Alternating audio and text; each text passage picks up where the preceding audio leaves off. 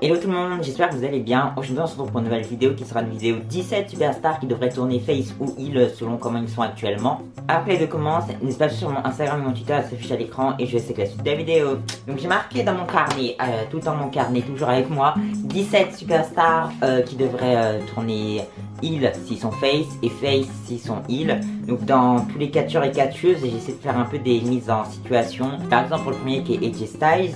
Et donc j'ai tout fait dans l'ordre alphabétique parce que sur le site WWE c'est dans l'ordre alphabétique les superstars. Et du coup bon, ça commence bien et ça se termine pas avec des grandes stars, mais bon c'est pas grave. Donc comme je vous l'ai dit, on va commencer avec AJ Styles. Donc AJ Styles, moi je pense que c'est un très bon babyface. Enfin je le préfère en face qu'en heal, mais je le kiffe quand même en heal. Mais le souci c'est qu'en face, bah il n'y a jamais rien pour lui. En heal il a été champion de WWE, champion des États-Unis, champion par équipe. En face, rien. Enfin dites-moi en commentaire s'il y a un truc qui s'est passé avec lui en tant que face. Donc peut-être quand il a battu normal, il était babyface, mais il était quand même un peu heal dans sa façon d'être. Et du coup j'ai mis AJ Styles, il devrait tourner heal, comme ça Drew McIntyre il devient champion. AJ Styles est drafté à SmackDown. Et on peut avoir une rivalité Drew McIntyre et AJ Styles. Donc on a déjà eu ça il y a 2 ans, mais c'était pendant la période Covid et tout. Moi je dis la période Covid, c'est pas trop un truc, enfin ça a compté dans l'histoire de la WWE, mais il y a plein de rivalités que j'aimerais bien qu'elles se fassent avec du public. Et je pense AJ Styles, ça peut être une bonne rivalité avec Drew McIntyre pour un titre mondial en face d'un public. La deuxième, donc c'est une fille, donc ça serait Alexa Bliss. Parce qu'en Alexa, en face, c'est son personnage actuel. Qu'est-ce que c'est que ça? C'est Alexa Bliss, son personnage c'est d'être Alexa Bliss le problème. Et c'est le souci, je sais pas, c'est le catch, tu dois avoir un truc, une gimmick quoi, tu dois pas être toi de la vraie vie quand même. Le problème c'est que elle, bah c'est ça, t'étais star avant mais là t'es beaucoup moins star qu'avant. Et du coup j'ai mis, ça serait bien qu'elle Clash at the Castle à la fin du match, elle trahisse Bianca Belair et c'est qui l'autre, et Asuka. Et comme ça ensuite aller drafter à SmackDown, parce qu'apparemment la draft ça serait la semaine d'après Clash at the Castle. Comme ça on n'a pas besoin de faire une rivalité Bianca Belair, Alexa Bliss. Ils veulent s'en débarrasser assez d'Alexa Bliss et entre guillemets, parce qu'en soi ensuite on va continuer la rivalité avec Bianca Belair et Bayley. Et pourquoi pas Alexa Bliss qui va à SmackDown, comme ça hop la rivalité on l'aura pas. Même si j'aimerais bien qu'on la voit, mais bon, Alexa Bliss ça va SmackDown, il manque de superstars avec du star power à SmackDown chez les femmes. Et du coup comme ça, Alexa Bliss on la revoit vers les titres mondiaux, peut-être qu'elle deviendrait championne de SmackDown, je sais pas. Et elle retrouve sa gimmick de goddess, c'est tout ce que je veux moi perso. Troisième superstar, c'est encore une fille, mais là j'ai un peu hésité, c'est Bianca Belair, parce que Bianca en soi c'est une super bonne babyface. Mais ça serait bien qu'à un moment, quand on va faire le titre de Raw, 1 an ou quelques mois après, elle vient heal, parce que NXT en heal c'était vraiment cool. Donc elle vient heal, elle devient changeuse, un peu comme Becky Lynch quand elle était big time. Pas forcément Bianca qui reprend un titre mondial, mais elle est changeuse, elle perd. Mais bon, c'est pas trop grave. Et ensuite Bianca Belair redevient face dans le futur. Bref, on attend de faire plein de trucs encore avec Bianca. Et du coup, bah moi j'ai mis que ce serait bien quand on la voit heal dans le main roster, parce qu'en soi NXT c'était vachement cool. Le prochain c'est Sheamus. Alors Sheamus, il faut qu'il soit face. Parce que là, il a été heal depuis, mais combien d'années il est heal ce mec? Là, il faut faire quelque chose. Donc pour moi, Clash at the Castle, il va perdre face à Gunther. Et comme ça, ensuite, il y a Pete Dunne, Butch, là, je sais pas comment. Apparemment, il va se rappeler Pete Dunne, je sais plus son nom, comment on le dit. Bref, apparemment, il va se rappeler comme ça. Donc Butch, ça va être fini. Et donc Pete Dunne, là, il attaque Sheamus. Et hop, il le trahit. Comme ça, ensuite, on a une rivalité avec Sheamus face contre Pete Dunne.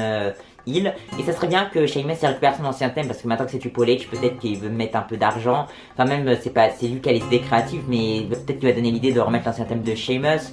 Tout comme Drew McIntyre, ça serait bien qu'il ait son ancien thème pour Clash at the Castle. Ça serait vraiment cool qu'il fasse ça. Alors le prochain c'est Dominic Mysterio. Donc s'il y a bien un catcheur qui a besoin de refaire tout, sa gimmick, son changement de comportement et tout, c'est bien lui. Le mec, sa gimmick c'est je suis le fils de Rey Mysterio, beaucoup moins bien. Donc c'est là le souci. Donc moi je pense qu'il faut qu'il trahisse son père.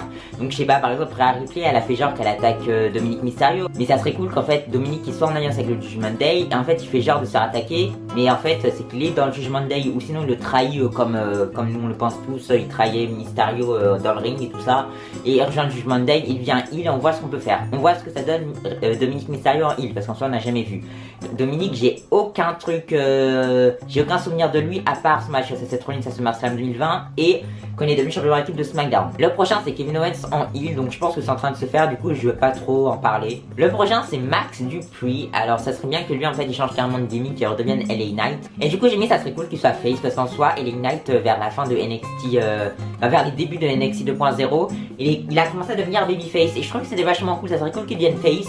il retournera heel plus tard dans sa carrière, mais là qu'il devienne face, pourquoi pas il reste à SmackDown, il devient face, et comme ça bah on a un bon mid-quart d'heure, et même limite main eventer dans le futur.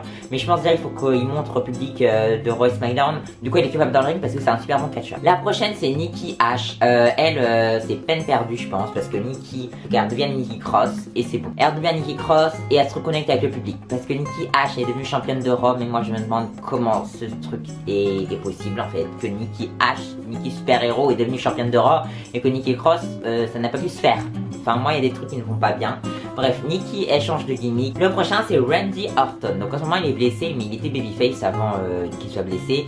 Et je pense qu'il faudrait qu'il retourne heel sur Riddle. Riddle je trouve c'est un bon face, mais en soi Riddle heel je sais pas ce que ça donne. J'ai un peu peur. Donc je préférerais Orton qui tourne heel, même si Orton il a les plus grosses pop à la WWE avant sa blessure, c'était lui le plus over, je dirais même.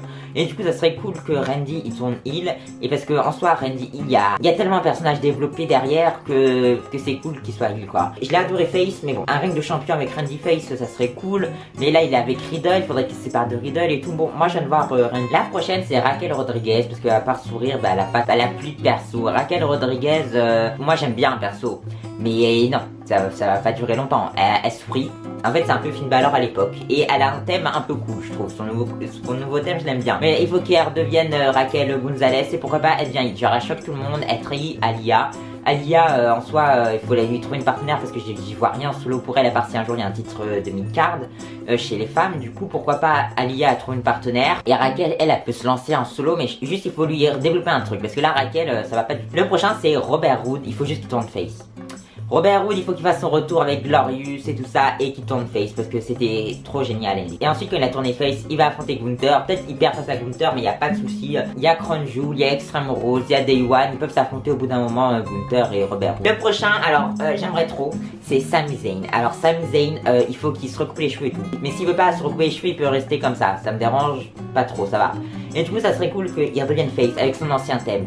Et qu'il soit en équipe avec Kevin Owens. Il devienne champion par équipe de SmackDown. Et de Raw, Undisputed, je sais pas quoi. Il devient champion par équipe. J'aimerais trop voir ça. Mais j'avais dit que Sami Zayn, il soit super babyface, qu'on chante son thème. La prochaine, c'est Sasha Banks. Bon, elle est plus trop avec la WWE en ce moment. Mais peut-être qu'elle va revenir chez Clash at the Castle.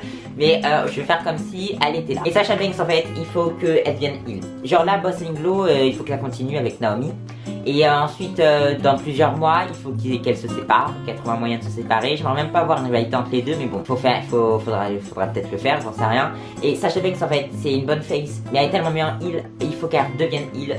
Bref, quand elle fait son retour, il faut qu'elle soit face, mais ensuite, plus tard dans le temps, il faut qu'elle devienne heel. Encore une fille, là, et ça serait Shotzi. Shotzi, il faut qu'elle retrouve son tank, et qu'elle fasse un bon match pour que les gens sur Twitter, ils se taisent. Même si Twitter, c'est pas trop la vraie vie, mais là, il faut faire quelque chose. Donc, à SmackDown, elle a affronté Liv Morgan, c'était pas si mal que ça. Il y en a beaucoup qui aiment pas Liv Morgan, il y en a qui aiment pas Shotzi.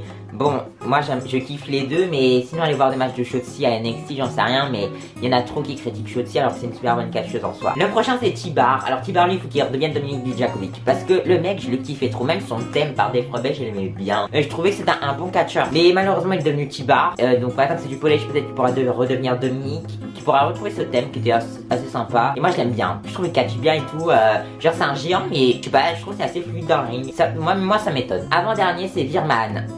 Parce qu'en fait sa gimmick d'indien, il faut arrêter ça. Sur Twitter elle a l'air super cool avec ses costumes et tout. Il faut y trouver un truc une gimmick de businessman en fait. Il faut une autre gimmick que l'indien.